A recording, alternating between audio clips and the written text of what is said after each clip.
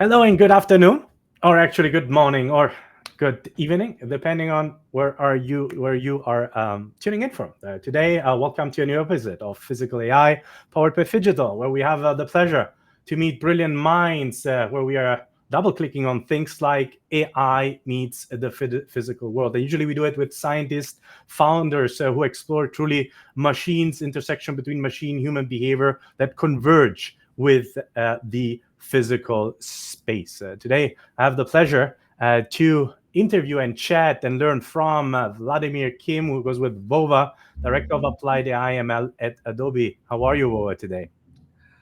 Good. Thank you for inviting me. What a pleasure to have you. I'm really looking forward to do this over the next couple of minutes. And allow me actually here, Vova, at this point to introduce a bit about yourself. Director of Applied AI/ML at Adobe. As I was mentioning already, Vova leads research where computer graphics, computer vision, and generative AI meet the shaping how machine imaging and build 3D worlds. So congratulations on that. Vova has over 100 top tier publication and 60 patents. Or actually 60 plus patents to be specific. And his work defines how AI generates and reconstructs complex environments with geometrics and photometric fidelity. Previously at Stanford Graphics Lab and MIT CSAIL, he helped pioneering neural shape representation, procedural world building, and geometry-aware AI. And last but not least, Sorry, one clarification. Stanford, correct? MIT CSAIL, I'm not affiliated. all right, okay, so delete that. I don't know how that got into that. So I was, and Stanford is already a big accomplishment. Congratulations. Thanks for the correction. Vova stands out frontier of generative world modeling for specifically, obviously, physical AI, creating systems that don't just see the world, but build it. Excellent. Vova, you ready to take us and our audience into a first chunk of information and nuggets? You ready to go? Yes, excited to. All right, all right. Well, thank you. Thanks again. So let's start with the first question. So objectives have a detail at every scale, but most generative models can't actually capture it, right? So what motivated you to look into using vector displacement maps for shape detalizations? And what are the key insight of this work, Vo? Great question. I think obviously physical world is not just at the scale at which we take pictures or look at everything a specific distance away from. So it is important to represent everything to the level of finest details, and then obviously there are two questions of where do we get information about those details, and then how do we represent them. So this specific work that you're mentioning with vector displacement maps, actually the inspiration came from how artists represent complex geometries. And I'd say that this is maybe a unifying thread for a lot of work that we've been doing with my group, where we are inspired by computer graphics workflows and pipelines, because there are brilliant people who looked for decades at how do we represent things with a high level of fidelity, both for visual representations, VFX, and kind of making sure they appear correctly, as well as simulation and dynamics. So in this case, of course, it comes more on the visual side. So we looked at this representation where the details are represented as local features over a parametric surface. So you can kind of imagine that, let's take any kind of complex geometry and then flatten it out to a plane. This we commonly do in computer graphics and many computer vision applications. And now on that plane, let's define a 3D map that takes every point on the plane and maps it somewhere in the 3D domain. And this is what vector displacement map is, essentially. So this is a way to represent the details.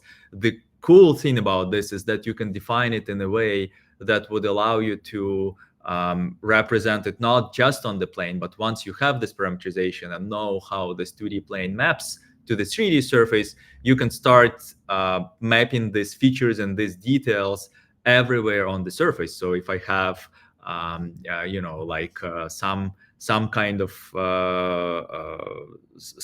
some kind of mushroom, let's say, or an eye, or like a facial feature, I can move it around my face and it's gonna look realistic, and it's kind of warped slightly to make sure that it blends with the underlying geometry. So this gives a very rich disentangled representation where you can model your coarse geometry in one way and these features in another way, and then you can combine them in creative and interesting ways to create diverse content, where even though these features come from the same kind of parametric representation, 2D domain, they look all the same. Once you start putting them on surfaces, you'll see also diversity in how your final appearance can change and what the final shape might look like. So in this work, we looked at kind of drawing inspiration from the artists and then introducing modern machine learning techniques, such as diffusion and kind of image generation, to create this kind of features directly from images, so that artists don't have to spend as much time producing all the fine details and defining things over the map. They can just bring in the image and immediately get this 3D geometry that they can start moving around the target surface. And obviously, if we think of different use cases, we might eventually also face with some target audiences that obviously delayed of conversion, right, might be an issue. What can you share in terms of learnings when it comes to conversion toward actually the delay? How long does such a process take, right, so that we can get a sense about potential use cases here and who would. To clarify, when you talk about conversion, you mean kind of practical applications and making practical application, right? So that we have the ability actually, to apply that, right? Yeah. And how long does it take? Yeah, I mean, that's an interesting question. I think in terms of utility, this is something that can be used now. I am not a business person, so it's kind of often hard for me to say, what would it make to make a compelling business case out of this?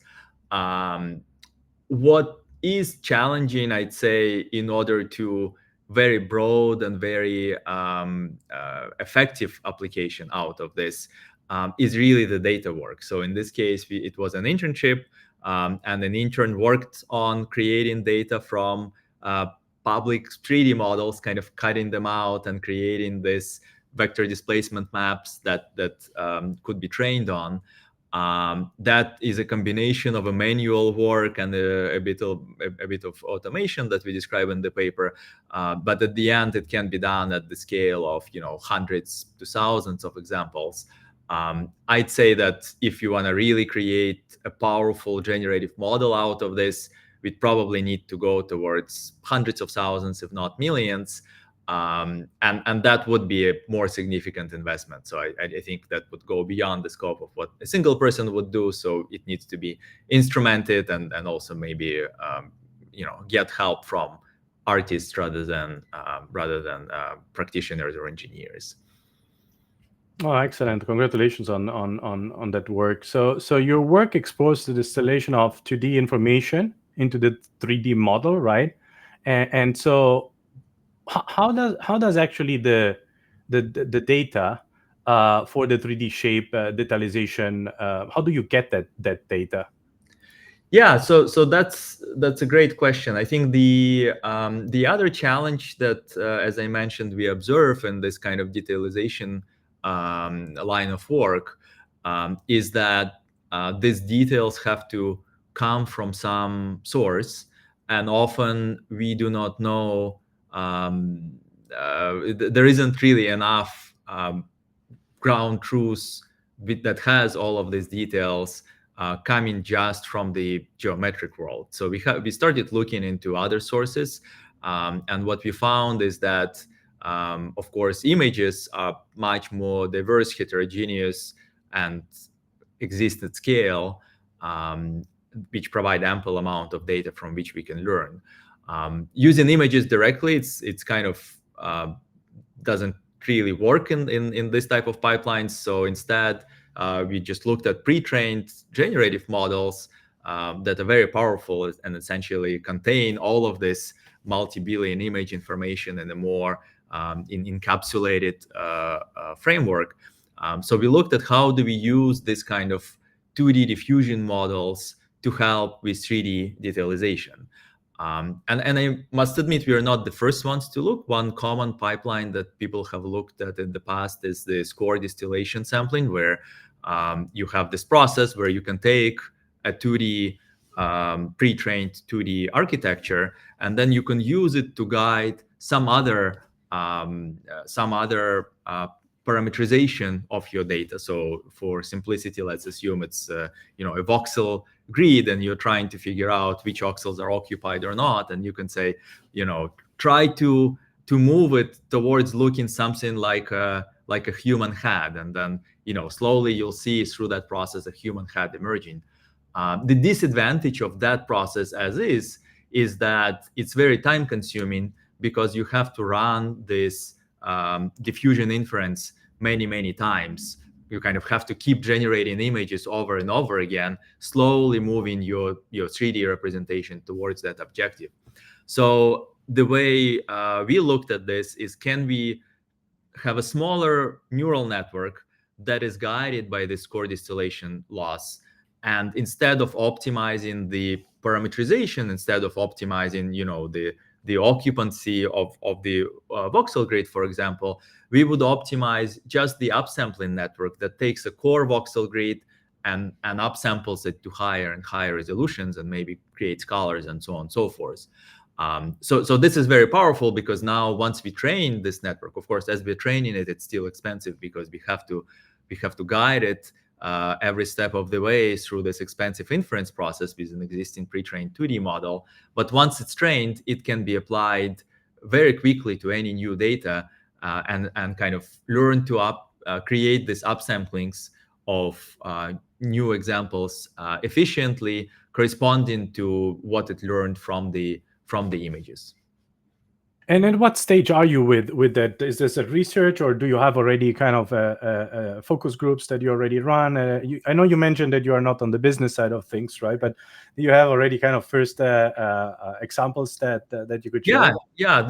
So this is Art Deco, and it's also another internship project that we published at I believe CVPR this year. The examples that we have are for particular type of textual prompt. You can train a network that can, let's say, given a coarse furniture, make this furniture in a Victorian style, right? Or make it look like like a particular type of furniture. So we have this kind of interactive system that allows users to sketch out this coarse model, and then upsample it almost on the fly and see what the detailed version of this would look like. I'd say that if we talk about kind of practical applications of this, right, and what would it take to move it all the way to the end, I think one limiting factor now is that the set of prompts, the type of upsamplings that we are doing, this is kind of the styles that we want to do for the upsampling, is really has to be decided on in advance. So it's kind of not really something that would generalize and you can type in on the fly and decide what kind of upsamplings you want, which is, I'd say, something that probably most artists would want in practice. Due to the obviously data is always an issue, right? Due to the and the data here primarily. A large language model, because of 2D tokens, would not necessarily help you. You would more rely, obviously, as a pre-requirement only on 3D data, or no. This is distilled from 2D data. From the 2D images. I imagine that if we wanted to dedicate an immense amount of compute training this model with a very wide range and heterogeneous set of prompts, it might be able to generalize at the end and learn all kind of stylizations. But this is really, a big bet, and something that I'm not entirely sure whether, it would work. Excellent. Thanks also. And I was sharing the screen here so that our watchers, not listeners, right, can take a look of your experimentations here and your learnings here. Yeah, congratulations on that. Right. Let's switch gears. You have also been working on instant 3D. And where you're looking at the 3D in-painting problem, right, where only a small portion of 3D volume actually needs to be adjusted based on the user prompt and selected volume. A question here for you that I have is, how do you provide the model here, the physical world, with appropriate tools for detail refinement? Yeah. I mean, I think in all of this works when we were playing around with detailization.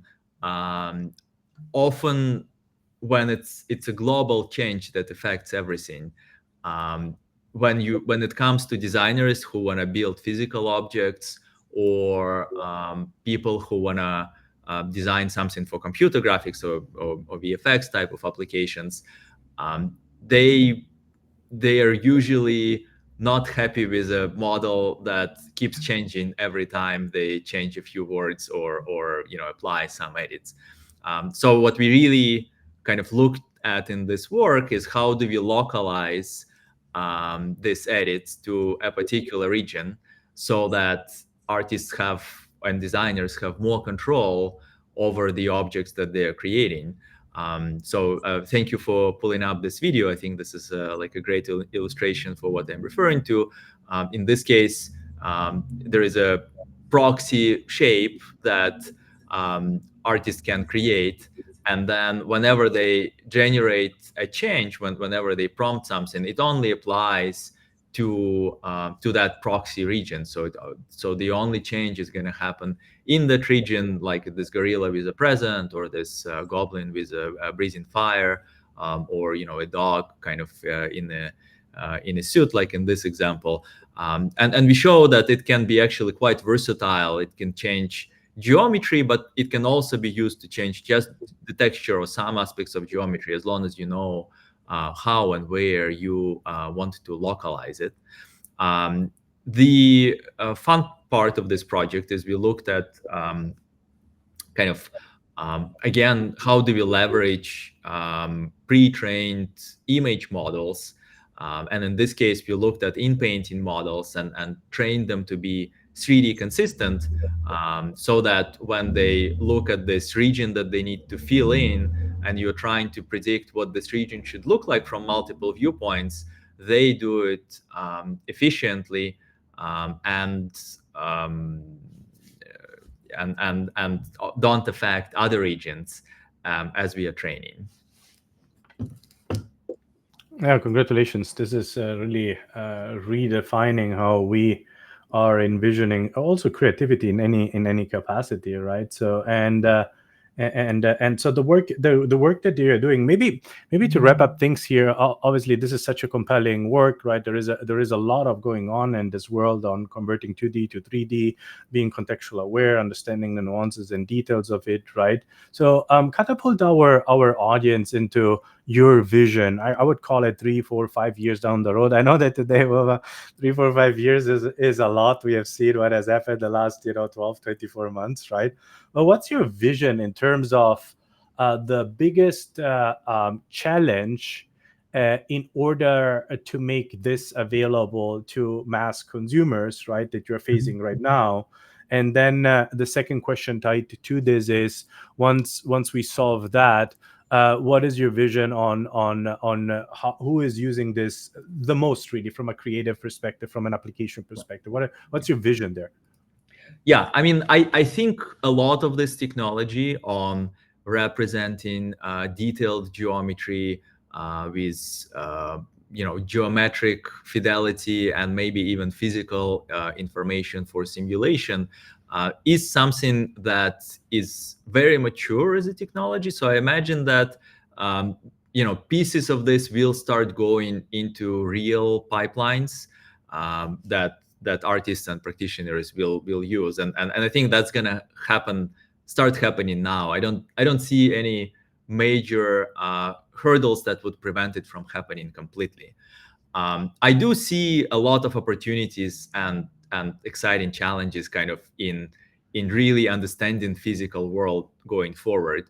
And I'd say that to me, it's a combination of how do we leverage representations that we have built as scientists, because as scientists we tend to, in the past especially, we tend to go from simple compositional models because that allows us to decompose the problem into manageable pieces and understand them well. And as an illustration, I always like computer graphics, where in computer graphics pipelines we have representations for geometry, we have representations for materials, we have representations for reflective properties of materials versus something that's related to physical simulation, environment maps, and lighting. So it's really compositional, right? And then there are also these things like local details, like vector displacement maps and so on and so forth, that allow you to learn something local that's very specific to some attribute, and then kind of mix and match it with other attributes and create a very diverse and heterogeneous amount of data. The benefit of this is that when you start applying machine learning to this type of tasks, that these compositional type of approaches allow you to train with little amount of data, because you can learn simple things with relatively little amount of data. It doesn't mean that we can circumvent, we still need a lot, but it's less than trying to learn all the possible permutations, let's say, of how you can place vector displacement maps on the same object. So in my opinion, kind of leveraging on these compositional representations and learning them piece by piece, and then combining them with state-of-the-art generative AI models that understand visual world, that understand images, understand dynamics from video, understand things from natural language as well, and figuring out how do we learn these atomic pieces through this very powerful foundation models that exist out there, both in pure vision as well as generative models. And how do we combine these two so that we have one representation that can all of a sudden, through its compositional power, understand and generalize really well to all of the physical and visual world that we can observe or build or represent, including kind of virtual and computer graphics and VFX types of environments that you want to be creating. Excellent. So the combination truly is creating a new pipeline and a new dimension, right, where we are playing between Gen AI and the world models, right, to create contextual aware, intelligent systems that serve not just machine but also human being. Vova, this was a blast. Thank you so much. For those who want to know more about this topic, feel free to sign up for our Physical AI Symposium happening in Silicon Valley, in Palo Alto specifically, the 23rd of April. I have here a QR code. Please feel free to scan. For those who are watching it, scan it, right? They're very, very excited about that one. And yeah, Vova, how can people that want to know more about you follow you? How they get more information about your work? How can they do so? Yeah, so I wanna also add here that the work that I've been talking about was done jointly with a lot of great scientists and academic collaborations. I'm not gonna name all of them, but I'm very excited that I have like an amazing team that I was working with on all of this project. I do want to say that Yueji Yan, Amir Barda, and Chimin Chen are the three interns who contributed the most to the projects that I talked about. So they should take 99% of the credit for everything that I talked about. Yeah, so if people want to learn more, I would recommend visiting my website. It's vovakim.com.